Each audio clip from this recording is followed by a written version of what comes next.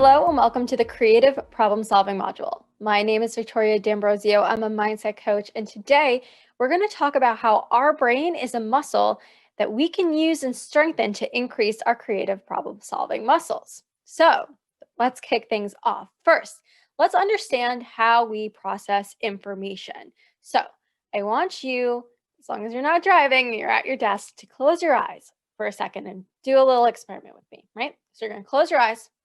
Take a deep breath in and release out. One more time in and release.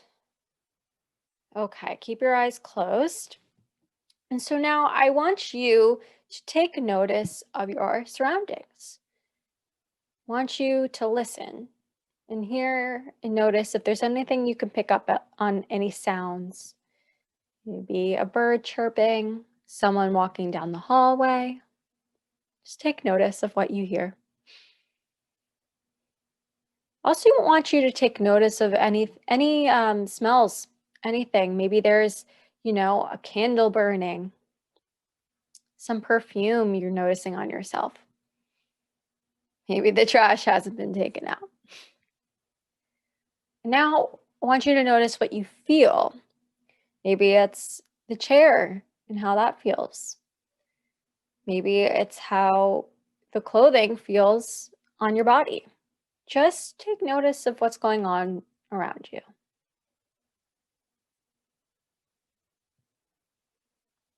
Okay, you can open your eyes now. So I'm willing to guess you guys probably picked up on one or two things that you didn't notice before. And so what we were doing was a really small scale example of what's happening around us all the time, right? Our brain is constantly taking in all of this different information, but based on what we're doing and what we're paying attention to, we're only focused and we only notice so much of it, right? So how do we process information?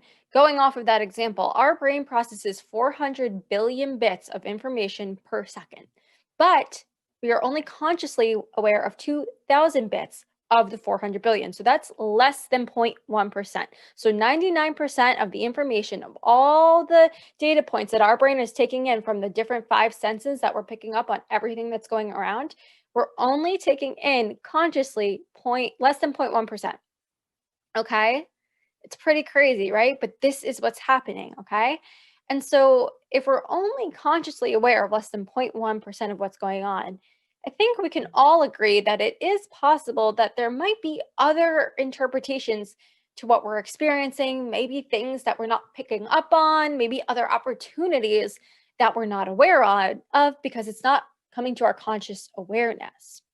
So before we go into even more details with that, let's just get some basic understanding of the power of the subconscious mind, right? Because if 0.1% is what, we're knowing consciously, well, that means the other 99.9 is going on a subconscious level, right? And what does that mean for us? So let's just baseline here, get a, understanding of the conscious versus the subconscious mind. So our conscious mind, rather, that is where logic and reasoning is held. The conscious mind is what you're thinking about right now as we're having this dialogue. When you're talking to other people, you're driving to work, that is your conscious mind at play. And your conscious mind has 5% of influence over reality, right? And we'll get into a little bit more of that later, but I want you to remember, conscious mind, 5% of control over reality. I know what you're thinking, a lot less than you realize, but we'll get into that soon. Okay, so you have your conscious mind. Then you have what's known as your critical faculty or analytical mind. This is the layer between the conscious and the subconscious mind, right? That is why we don't really know what's going on the subconscious. That is because the critical faculty and the analytical mind. So, for example, if you've ever said an affirmation, for example, and you're like, let's think of one, like, I am a millionaire, whatever your affirmations are. And if your brain has ever almost spit it back out at you and like kind of laughed, that is your analytical mind. That is what's blocking what's going from your conscious into the subconscious. It's literally rejecting it because it's saying, no way, not true. That is the critical faculty and analytical mind. So then finally, our subconscious mind. Our subconscious mind is our core thoughts, beliefs, values, self-image, etc. Okay? And our subconscious mind is what's formed between the ages of 0 to 7. So basically, when you are between the ages of 0 and 7, you are a walking, talking subconscious mind. After age 7, I think that's when your subconscious mind, the layer, the analytical mind starts to form and there becomes that barrier, right? And so that's why those years can be so critical. And so the subconscious controls 95% of the influence over our reality, right? And it's constantly working on autopilot 24/7. But it's going to either work for you or against you based on how it's programmed. And that is what the essence of this module is understanding the programming and how we can program it to work for us. Because most of us are trying to consciously do all of this work, right? But as we talked about, the conscious mind is only controlling 5% of our reality. So, what would happen if we started to use the other 95% or even part of the 95%? And on top of that, it's working on a subconscious level. So, it's on autopilot. We don't even have to expend any extra effort to do this, right? How powerful would that be? And that's what we're going to talk about. So, our reticular activating system is how we filter information. So remember, going back a few slides, we talked about how we're only receiving 0.1%, right? But how do we understand, how does our brain filter for what actually gets included in that 1.1%? That is the reticular activating system. So that's our brain's filtration system, right? So we cannot take in all of those 400 billion bits of information. Our brain we would just go overload. It's sensory overload. So what our brain does is it filters and it deletes, distorts, and generalizes all of the information as a way to filter and process everything that we're gaining through the five senses at every moment. And then it gives us the information, that 0.1%, that it thinks is the most relevant and important to us. Okay. So remember, we're taking in all this information, right? We're going to start off big and it's getting smaller, right? We're getting our filtered information and our brain is filtering by saying, hey, look, here's what we think is most important to you, most relevant to you. Pay attention to this, right? That's why when we did the exercise earlier, you might have noticed something that you didn't notice before because you were actually paying attention to what's going on. But prior to that, it wasn't important. You weren't always picking up on it, right? And so now that we know that, the next layer is okay, well, it's giving us what's important to us, but how does our brain know what's important? Does it just know? Like, how is it actually filtering through? So, I want you to think about a time where you might have experienced your RAS in action, right? So, a classic example is if you've ever had a conversation with someone where you're talking about something, let's say a red car, a new red car you want, or a new bag, designer bag that you want. And you're talking with your friend, and then all of a sudden, the next day or two or week after, you only see that red car. That red car is everywhere. That designer purse is everywhere. You cannot stop seeing it. Well, are there suddenly more red cars and designer purses? No. It's not like there are more red cars on the street. Not everyone went and bought that exact model of the car overnight. Same thing with the purse, right? But what's happening is your reticular activating system has deemed that important and relevant for you. So you're now picking up on it more often, right? Another good example is how you can hear your name in a crowded room. If you've ever been working at a coffee shop or something, out in a bar where there's lots of people, right? It's loud, it's noisy. And yet, if someone says your name or even something that sounds similar to your name, your ears pop up. Why is that? Because again, your brain is filtering and it knows your name is something important and relevant. So it's drawing your information, it's drawing your attention to that information. So I've been talking a lot about how the subconscious mind creates 95% of our reality. But why is that? How is that? And that's what we're going to talk about right now. How our reality is created. So here is the kind of sequence of things. So first, we're going to have an external event occurs. Doesn't matter what it is, it's happening all the time, right? Now, based on that external event, which could even just be sitting here, right? All of those information, all that information is going to be filtered through our RAS, right? And it's deleting, distorting, and generalizing based on our subconscious mind, based on what it's believing to be important and relevant to you, right? The things it thinks is important to you, right? So based on that, it's now filtering, you get that 0.1%. So now you have data points that you're consciously aware of. And based on those data points, you assign meaning to the event, right? Let's give a classic example. You were talking to someone, you were texting them, and they didn't text you back. Now, you can assign many meanings to that. Maybe the meaning you assign to them, that situation, is that that person just got busy. But maybe you're assigning a meaning that that person must hate you and that's why they're not texting you back, right? The same point is at the end of that, right? But the meaning you assign to it is going to be different based on your subconscious thoughts, beliefs, values, and opinions and how you've been filtering it, right? So then, based on the meaning we give an event, we will then engage in a certain type of behavior as a result, right? We're going to act differently if we think someone's blowing us off on purpose versus how we would act if we just, realized, oh, they got busy or they left their phone in the car. It's nothing personal, right? And then based on the behavior and actions we take subsequently, we receive a certain result. There's a certain action or, outcome because of that, right?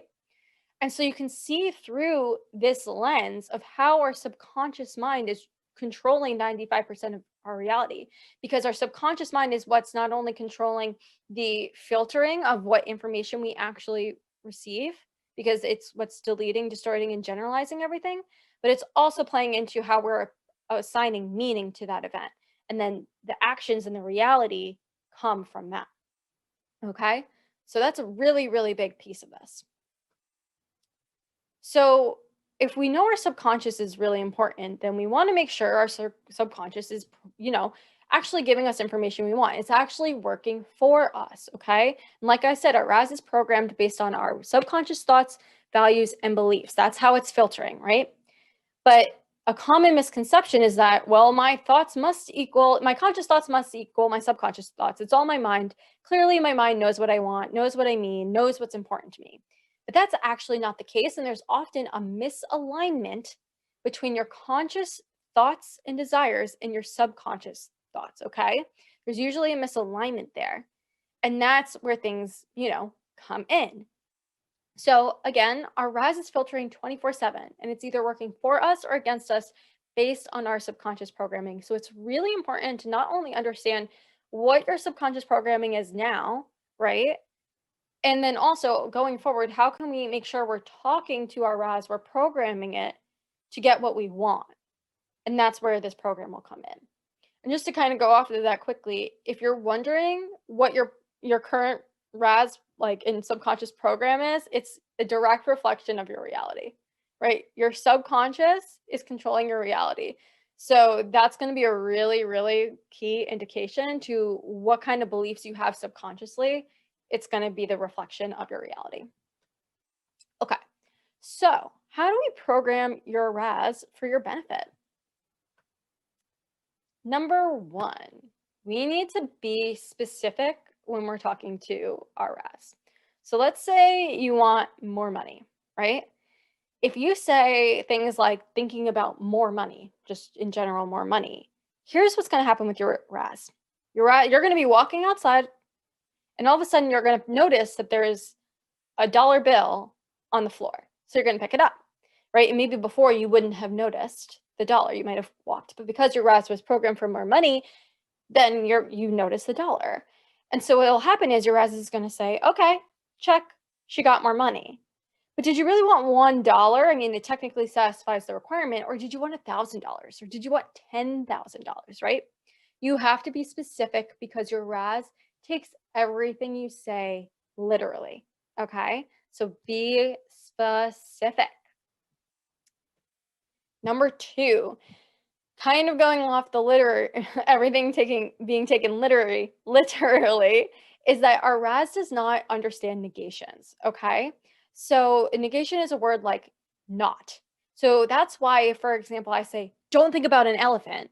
You immediately pictured an elephant, right? Our subconscious does not hear negations.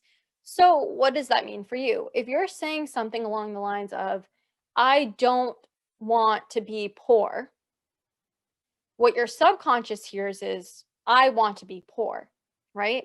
This goes back to the misalignment between the conscious and the subconscious that I was talking about earlier, where we think we understand and we think it would be a one for one, right? Obviously, as you and I are having this conversation, we understand what I don't want to be poor means. But your subconscious doesn't hear that. Your subconscious hears, I want to be poor. You really have to think of your subconscious like another person, right? Just because you're having a conversation with someone and you intend something doesn't mean that that's what they're interpreting, as you say. Okay, so it's really important not to use negations and instead use the opposite, more positive version. So in this example, instead of not wanting to be poor, you would say, I want to be rich instead. Okay, obviously, again, being more specific based on the first qualification we were talking about, but you get the point. Number 3, you want to recite your desires and your goals as a matter of fact. So not only is your RAS picking up and your subconscious picking up on everything you say literally, it's also attaching to the emotion behind the phrases that you use. Okay. So in this example, we've gone from I don't want to be poor to I want money and then a specific amount. But actually, what to take it one step further is you don't want to use the word want at all because the word want has an emotional distinction of desire, right? So it's your subconscious is attaching to the emotion. And when you say, I want something, you're in the emotional state of desiring it, of lack, right? So what your subconscious is taking in is, oh, she wants that. We're going to keep her in wanting that instead of finding more and more opportunities, right? You might find one or two, but it's still going to keep you in that state of wanting because you're using that word, the emotion, and the feeling behind it is of lack and not abundance and not of as a matter of fact. So the way you do this is to start phrasing your goals as affirmations slash as things that have already happened, right? So I am statements or I am in the process of, right? So in the example of, let's say you want to be a six-figure entrepreneur, instead of saying I want to become a six-figure entrepreneur, you would say I am a six-figure entrepreneur, or I am in the process of becoming a six-figure entrepreneur. Because your RAS hears that and they're like, oh, that's a matter of fact. Like that's what we have to make happen. And you'll start filtering for those six-figure entrepreneurs, entrepreneurial opportunities and such. Okay. So you really want to state things with the emotional of as a fact, and you use that not by saying want, but saying it as if it's already it's already happening. So number 4, another way to program your RAS is to visualize the desired outcome. Our subconscious does take in these like phrases and words, but it's really a visual learner if you want to think about it like a human being, right? And so back to the example, when I say something like tree, what do you think about? Right? Tree, tree, tree, tree. Well, you're likely thinking of an image of a tree. You probably didn't think of just the letters TREE in your mind, right? And so that's why visualization is a really powerful tool because not only is that kind of the language of your subconscious, but visualizing gives your subconscious a clear blueprint for what you want, right?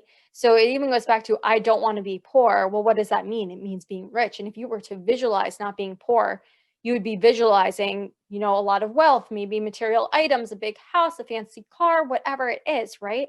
And so when you visualize, you're speaking in the subconscious's like number one language, but you're also creating the blueprint for what you want it to create. You are literally creating the blueprint and telling your subconscious, telling your RAS, hey, this is what's important. This is what you should be on the lookout for.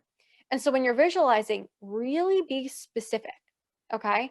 Where are you exactly? Right. And you can do this by visualizing in your mind, journaling it out to help you visualize it. Where are you? Who are you with?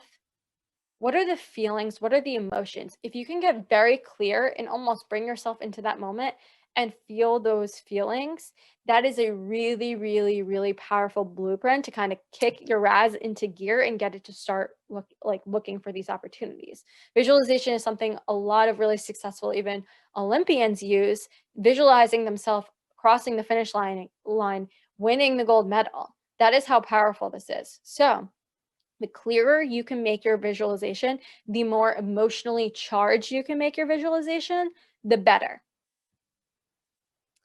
And number 5 is repetition, right? So the whole thing is about like alerting your brain, your subconscious, your RAS to what's important, what you want it to deem important, so that when it's doing the whole filtration system, it's actually giving you the information that you want, right? And so it might mean you have to tell your RAS, right, more than one time, hey, this is important, right? After a while, it's going to understand that, but repetition is key. The more you repeat this, the more your subconscious is going to understand, oh, this is really important. And the more your RAS is going to filter on it because it's realizing how important it is to you. And it's going to be more aware of what's going on and picking up anything that will have to do with this, right? This is really serious stuff, guys. Like if you're programming your brain to, for example, for money opportunities, talking about, bringing in more wealth, you're literally going to start filtering for different things, whether it's you're going to notice maybe a job posting online that you didn't notice before. You might overhear someone talking about a job opportunity when you're in line at Starbucks, right? And so that is why this is really important and powerful when it comes to problem solving, because we're literally creating our filters for this stuff. And it's important to understand that it's not that these things didn't exist before, right? The job opportunities or the cars on the street, right? It's just that we're turning on our filters. So we're picking up on the things that we might have missed before. And that is why it's so powerful. A really good analogy of this is if you were shopping online at a store, right? Let's say you were shopping online and you had the filter on for pants. All you're going to see at this department store is pants. But does that mean the shirts aren't there? You might be looking for shirts, but you can't find them because all you see on the page is pants, right? And you're getting frustrated and you're like, where are the shirts? Like, I just want shirts and there's only pants and I can't find them no matter how hard I look and no matter how many times I refresh the page, it keeps going and all there is pants, right? But if you had just changed the filter, you would see that all along they had shirts there. You just had the wrong filter on. And that is how I want you to start looking at the goals you're working towards. That's how I want you to start looking at the problems you're trying to solve, all these solutions. What are you looking for? And to turn those filters in your brain on because they're there. The solutions are there, the opportunities are there. You might just be missing them because your filters are off. And that is where this becomes so powerful. So it's really exciting. So key takeaways when programming your RAS. Be specific. Remember, do you want $1 or do you want $10,000? Let your RAS know. Then don't use negations, right? Words like not. I understand there's a negation in there, but you understand the point. Be specific, talk in truisms. Recite it as a matter of fact because your RAS and your subconscious will also cling to the emotional state behind your statement. So when you use words like I want or I'm going to, it's a state of lack and we want to not be in that. So state things as a matter of fact as if they're already happening or happening in this present moment. Using visualization because that is the language of your subconscious, and also it gives them a foolproof blueprint to what you want to create. When you're visualizing it, it's going to be like, oh, I know what you mean. This is what you want. I've seen the scene in my head. I know exactly what I'm looking for now. So really, really powerful. And then repetition. So you're flagging and you're telling your eyes, hey, pay attention to this. This is what I want. Okay. Doing repetition as often as you can is only going to strengthen your filtering for what you want. So in summary, what did we learn today? Well, we learned that our subconscious mind controls 95% of our reality. And our reticular activating system, or RAS for short, is our brain's filtration system that works 24/7 to help prove our subconscious beliefs and desires correct. However, there's often a misalignment between our conscious thoughts and desires and our subconscious programming, right? But if we program it correctly, which we've just talked about doing and just summarized, we can use our RAS to work for us on autopilot 24/7 and help us solve problems and identify opportunities that we otherwise might have missed, even though they were right there all along. So I have an activity for you guys. You can go to the creative problem solving worksheet to actually start implementing some of these things, right? So in there, you're going to see how you can recite your goals and affirmations, right? There'll be like a little journaling prompt and you will have I am, and then I want you to write out all of your goals in the present tense. So let's say you want to become an author. I want you to write out I am a published author. I am a New York Times bestselling author. If the word I am is too bothersome for you, you can't really wrap your head around it because it hasn't happened, it'll say I am and use I am in the process of becoming this, because that's true. You might be early on in the process, but you're on the process. Even if you know I'm in the process of becoming a billionaire. It's true, but it gets your brain thinking in that way, right? So there'll be the affirmations and goal setting way. So we're going to set those all up. Then there will also be a prompt for visualization, right? Asking you a couple of questions, like I mentioned earlier in the module, to really prompt you to really get into that deep visualization. Remember, the clearer you can get this visualization, the more emotionally charged you can get this visualization, the better and more powerful it will be. So, with that, I am so honored to have been here with you guys today. I hope you enjoyed the lesson, and I will talk to you later. Thank you.